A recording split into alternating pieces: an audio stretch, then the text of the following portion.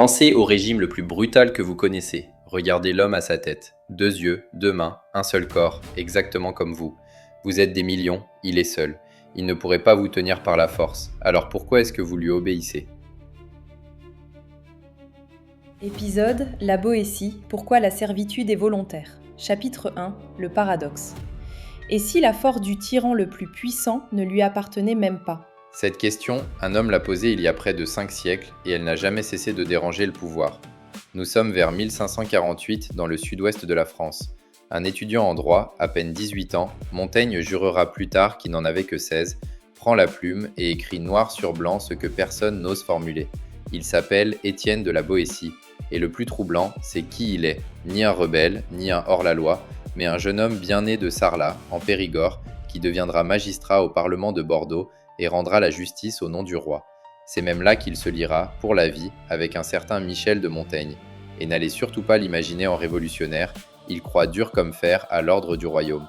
En pleine guerre de religion, on le chargera même d'une mission de paix auprès du Conseil du roi pour tenter de réconcilier catholiques et protestants. Voilà le premier vertige de cette histoire. Le réquisitoire le plus radical jamais écrit contre le pouvoir d'un seul est né sous la plume d'un serviteur fidèle de la monarchie. Il coiffe son texte d'un titre qui claque, le contraint, contre un seul. Et ce qu'il y dit, le voici. Regardez bien le maître que vous craignez. Il n'a, je le cite, que 2 yeux, 2 mains, un corps, et rien de plus que le dernier des habitants de nos villes. Ce qu'il a en plus, ajoute-t-il, ce sont les moyens que vous lui fournissez pour vous détruire. Prenez une seconde pour mesurer ça. Le glaive qui vous menace, c'est vous qui l'avez forgé. La force qui vous écrase, vous la lui remettez chaque matin, sans qu'il ait à lever le petit doigt. Son pouvoir ne lui appartient pas, vous le lui prêtez. Et si c'est vrai, la Boétie en tire une conclusion qui donne le vertige. Pour être libre, vous n'avez même pas besoin de l'attaquer. Je ne veux pas, écrit-il, que vous le poussiez ni que vous l'ébranliez, mais seulement que vous ne le souteniez plus. Et vous le verrez, comme un grand colosse dont on a dérobé la base, s'effondrer de son propre poids. Un géant qui tombe parce qu'on a retiré le socle sous ses pieds. Reste une question, et elle est redoutable. Si c'est si simple, pourquoi personne ne lâche jamais le colosse ? Chapitre 2 L'habitude. Personne ne naît esclave, mais à force de grandir à genoux, on finit par croire que c'est la position normale. Alors pourquoi ? La première réponse de la Boétie est d'une simplicité déroutante. L'habitude. On ne se soumet pas par lâcheté, mais parce qu'on est né dedans. Écoutez-le. La première raison pour laquelle les hommes servent volontairement, c'est qu'ils naissent serfs et qu'ils sont élevés dans la servitude. Autrement dit, celui qui n'a jamais rien connu d'autre prend sa cage pour le monde entier. Et il enfonce le clou d'une phrase d'une simplicité désarmante. On ne regrette jamais ce qu'on n'a jamais eu. Pensez-y une seconde. Un homme né libre, puis privé de sa liberté, se battra pour la reprendre, parce qu'il en garde le goût en bouche. Mais celui qui a toujours servi sert sans même y penser, et fait de bon cœur ce que son père ne faisait que sous la contrainte. À la génération suivante, la servitude ne se subit plus, elle s'hérite comme une langue maternelle. La Boétie va même jusqu'à parler d'une forme d'ensorcellement. Le peuple sert comme s'il était envoûté, le seul nom du maître ayant jeté sur lui un charme dont il n'arrive plus à se défaire. Et il cherche une comparaison qui pique encore aujourd'hui. Regardez les bêtes, dit-il. Même elles ne se laissent dresser qu'en se débattant, qu'avec le cri d'un désir contraire. L'oiseau s'épuise contre les barreaux plutôt que de s'y résigner. Seul l'homme, le seul qui se dit raisonnable, finit par aimer sa chaîne et par la défendre. Et c'est là que ce gamin de 18 ans voit ce que personne n'avait osé dire. Cette servitude n'a rien de naturel. La nature, écrit-il, nous a tous coulés dans le même moule pour nous montrer que nous sommes tous égaux ou plutôt frères. Si on est fait égaux, la domination n'est pas dans l'ordre des choses. C'est un accident de l'histoire. Un jour, quelque part, les hommes sont tombés de la liberté dans la servitude. Seulement voilà, un accident répété 1000 fois finit par ressembler à une loi de la nature. Au bout de quelques générations, plus personne ne se souvient de l'avant. Et quand on a oublié jusqu'au souvenir d'avoir été libre, comment voudrait-on le redevenir ? Chapitre 3 Le pain et les jeux. Contre un peuple, un bon spectacle vaut mieux que 1000 soldats. Et le peuple, en plus, le finance lui-même. L'habitude explique pourquoi on ne se révolte pas. Reste à comprendre pourquoi, bien souvent, on est même content de son sort. Et là, la Boétie décrit un rouage d'une modernité stupéfiante. Le tyran n'a pas seulement besoin de votre peur, il a besoin de votre plaisir. Les Romains avaient résumé la recette dans une formule restée célèbre, du pain et des jeux, panem et circenses. Du blé distribué gratuitement, des arènes toujours pleines, le ventre plein et les yeux occupés, on ne pense plus à demander qui détient les clés du grenier. La Boétie en dresse la liste et il faut l'entendre.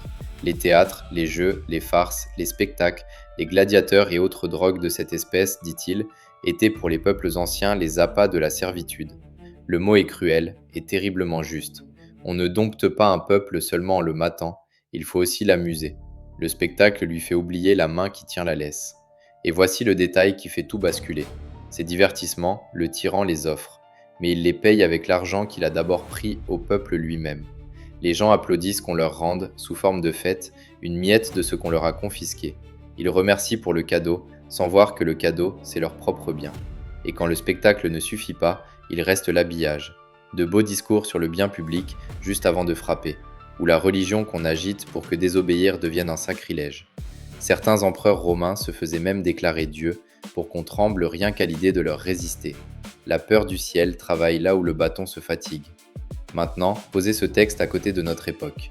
Les écrans, les fils que des algorithmes règlent au millimètre pour que le pouce glisse sans jamais trouver le fond. La mécanique n'a pas pris une ride, elle s'est juste industrialisée. Capter l'attention et changer le temps libre en temps captif. Et voici la version moderne du tour de passe-passe. Ces services nous sont offerts gratuitement, mais ils sont payés, exactement comme les jeux du tyran, avec ce qu'on nous prend sans qu'on le voie, notre temps et nos données. La Boétie n'avait pas de téléphone, mais il avait tout compris il y a bientôt 500 ans. Un peuple qu'on amuse ne demande pas de compte, et celui qui rit ne compte pas ce qu'on lui prend. Le divertissement n'est pas l'ennemi de la servitude, il en est le plus doux des gardiens. Chapitre 4. La pyramide des complices. Au-dessus du peuple, toute une cascade de petits chefs ont intérêt à ce que rien ne bouge. Et maintenant, on arrive au cœur de l'affaire, parce que l'habitude et le divertissement, ça endort le gros du peuple, mais ça n'explique pas pourquoi les puissants, ceux qui auraient les moyens de tout renverser, soutiennent le système au lieu de le briser. La réponse de la Boétie est la plus moderne de tout le texte, c'est mot pour mot une lecture économique du pouvoir. Le tyran, dit-il, ne tient jamais tout seul. Au-dessus du peuple, il a placé 5 ou 6 hommes qui ont son oreille.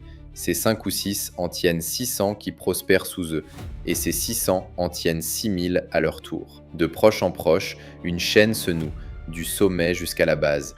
Chaque maillon écrase celui d'en dessous et flatte celui d'au-dessus. La Boétie résume tout d'une formule tranchante. Le tyran asservit les sujets les uns par le moyen des autres. Voilà le vrai ressort. Ce n'est pas la peur, c'est l'intérêt. À chaque étage, quelqu'un gagne quelque chose à ce que la machine continue de tourner. Une part du butin ou simplement le vertige d'avoir enfin quelqu'un sous sa botte. Le philosophe Marcel Conche a trouvé la formule juste. Le tyran tyrannise grâce à une cascade de tyrannos, tyrannisés sans doute, mais tyrannisant à leur tour. Et c'est ici que la Boétie place son coup le plus contre-intuitif. Le courtisan, l'homme du palais, celui qui semble tout avoir, est en réalité moins libre que le paysan. Le laboureur, écrit-il, pourtant asservi qu'il soit, en est quitte en obéissant. Il fait ce qu'on lui dit, et le soir, il rentre chez lui. Le courtisan, lui, doit faire bien davantage, deviner les désirs du maître avant même qu'il les exprime, et se renier chaque jour pour rester dans la lumière. Plus tard, à Versailles, des ducs se battront pour l'honneur de tendre au roi sa chemise à son lever. La Boétie avait décrit cette servitude dorée plus d'un siècle avant qu'on ne l'expose en spectacle. Le paysan loue son dos, le courtisan loue son âme. Celui qui touche le pouvoir de plus près est aussi celui qui s'appartient le moins. Et voilà pourquoi le colosse tient debout. Pas parce qu'il est fort, mais parce qu'une foule de gens ont calculé qu'il gagnait plus à le porter qu'à le lâcher. Pour le renverser, il faudrait que ceux-là même qui en profitent acceptent d'y renoncer. Et le pouvoir n'a même plus besoin de surveiller le peuple. Il laisse chaque étage tenir celui d'en dessous, et la cage se referme toute seule. C'est d'ailleurs pour ça que tant de révolutions ne changent que la tête du colosse. On abat un tyran, et la pyramide, elle, reste debout, prête à porter le suivant. Chapitre 5. Cesser de soutenir. Sa solution ne réclame aucune arme, seulement un geste que presque personne n'ose faire. Alors que faire ? La réponse de la Boétie a une radicalité tranquille qui surprend encore. Il ne prêche pas la révolte, chez lui. Ni prise d'armes, ni tyran à abattre dans son lit. Il demande à la fois beaucoup moins et beaucoup plus. Cessez seulement de soutenir. Retirez vos mains du colosse et il s'effondre tout seul. De là vient la phrase devenue célèbre. Soyez résolus à ne plus servir et vous voilà libre. Regardez bien la forme de cette phrase. Ce n'est pas un ordre de se lever, c'est l'autorisation de s'arrêter. La liberté n'est pas une conquête, c'est cesser de la céder. C'est exactement ce que reprendront, 3 siècles plus tard, Thoreau puis Gandhi, sous un autre nom, la désobéissance civile. Ne pas frapper le pouvoir, mais lui retirer les mains qui le tiennent debout. Mais ne nous racontons pas d'histoire, car c'est là que la Boétie est le plus lucide. Si c'était si facile, ce serait déjà fait. Le piège, c'est justement la pyramide. Chacun, à son étage, attend que celui d'en dessous bouge le premier. Personne ne veut être le seul à lâcher, parce que le premier qui lâche, on l'écrase. Le système ne tient pas malgré nous, il tient par nous, et chacun a sa petite raison de ne pas commencer. Et pourtant, la Boétie garde un espoir.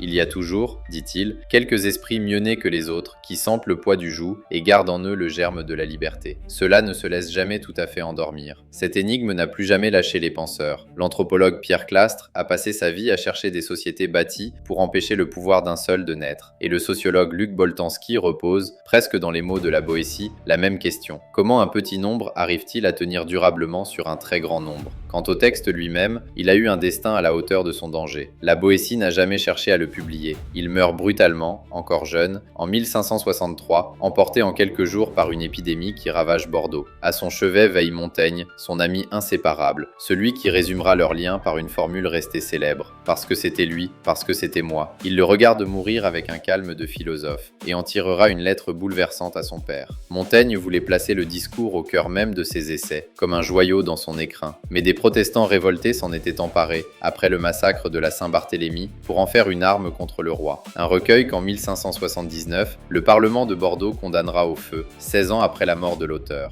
Devenu trop dangereux, le texte est retiré, et Montaigne glisse à sa place 29 sonnets d'amour de son ami. Au cœur du plus célèbre livre de notre littérature, il reste donc un trou, à l'endroit exact où aurait dû figurer le texte interdit. Voilà la grille qu'il nous tend, à près de 5 siècles de distance. Devant un pouvoir qui paraît inébranlable, ne demandez pas d'où vient sa force, demandez qui le porte, et ce que chacun de ses porteurs croit y gagner. Cherchez les 5 ou 6, puis les 600 en dessous. Appliquez-la, cette grille, à l'intelligence artificielle et aux plateformes qui rythment nos journées. Un modèle n'a pas plus de force propre que le tyran de la Boétie. Il n'a que vos données et votre attention. Et sa puissance, c'est vous qui la forgez, requête après requête. Autour de lui veille la même pyramide d'acteurs qui prospèrent sous lui et qui ont tout intérêt à ce qu'il règne. La vraie question n'est donc pas de savoir si la machine est dangereuse, mais qui profite de notre consentement et ce que nous lui remettons chaque matin sans même y penser. Aucun pouvoir n'est aussi solide qu'il en a l'air, parce qu'il repose sur une multitude de petits consentements qui pourraient, en théorie, se retirer dès demain. La Boétie ne dit pas que c'est simple, il dit que c'est possible et que ça n'a jamais cessé de l'être. C'est sans doute pour ça qu'on a voulu brûler son livre et qu'on le lit encore. Vous écoutiez La Boétie, pourquoi la servitude est volontaire. Merci d'avoir écouté jusqu'au bout. Si cet épisode vous a parlé, partagez-le.